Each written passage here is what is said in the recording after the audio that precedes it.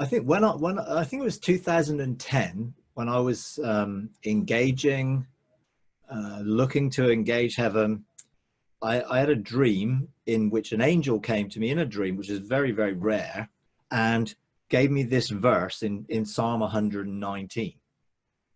And so I looked at the verse and thought, what on earth is that about? You know, I had no idea really what it's about. But then I sort of read before and read after, and I think it was like, I don't know, verse 21, 2, somewhere around there.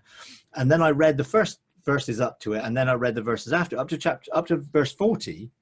And it was filled with references to precepts, statutes, laws, wonder. I mean, amazing stuff. And I was looking at it and think, I have no idea what those things actually mean. So I looked at the Greek or Hebrew meaning of all the words, and I was like, oh yeah, they're all linked, but they're distinctive.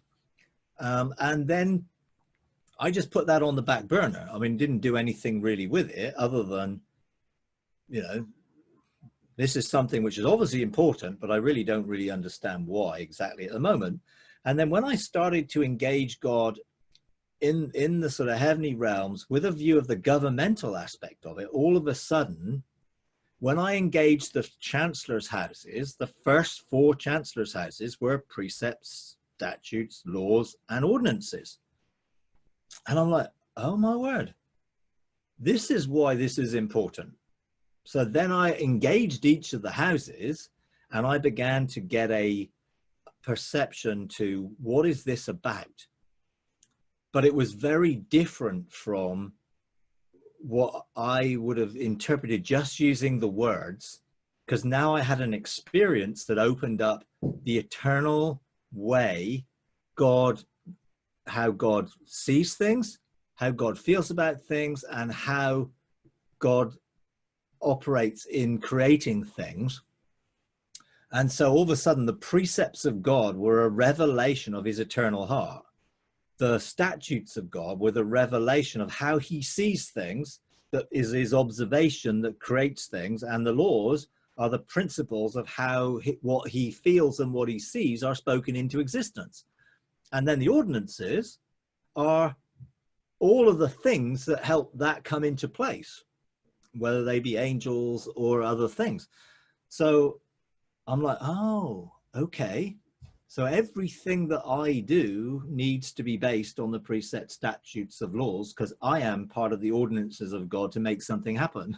So if I do not do this, carrying the heart of God, the way God, the mind of God, and the voice of God effectively, how I can speak, how he speaks, how I can think, how he thinks, and how I can feel like he feels, then I'm going to do this and make a mess, because I'm going to do it how I feel, how I think, and I see.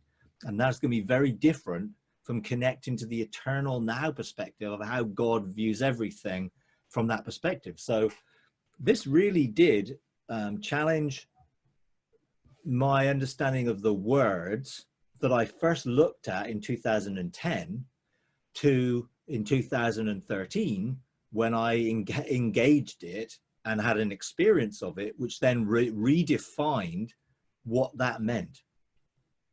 And then how I use those things in bringing order into my life, in changing times and seasons and aligning things in that way, governmentally, on the basis of that, how I present a court case, because that was the next thing that I was instructed to do, prevent a court case. And I went to wisdom. I asked wisdom, well, how do I do this? This is a court case to the Council of 70. I'm used to doing a court case about my own life, which is nothing like this. So what do I do? So she showed me that I present the case on the basis of the precepts of God, and then his statutes are how I view the situation in relation to earthly and heavenly perception, and then the principles that then are going to bring the change required through this court case. Then those are the things that you prepare and bring to the court. So I thought, oh, great. So it took me a whole year to get my head around all that and to begin to how to produce this case. And then when I produced this case, you know, in the Council of 70 in February, I think it was 2014, then I had to do 3 more cases. And so I really did get to grips with how I use the statutes of God to measure how I view what's going on here, and does that align with how God's, who he really is. Really, love is the key to it. His essence, in sense of his precepts, are really love, and how his love really is who he is. You know, it's the essence of who he is. And then all of a sudden I'm sort of being motivated by love in a totally different way, and I'm seeing things through the lens of love in a totally different way, and all of a sudden I'm speaking and declaring and decreeing things in a completely different way, because this totally changed my whole perception of how to do things.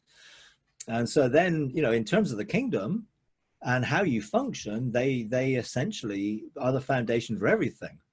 And they're the foundation for everything God does. You know, he has a desire. He thinks about that desire, and then he calls that desire into being. And then he assigns people, angels, cloud of witnesses, and everyone else to facilitate outworking that desire, because those people have all now carried the desire of his heart.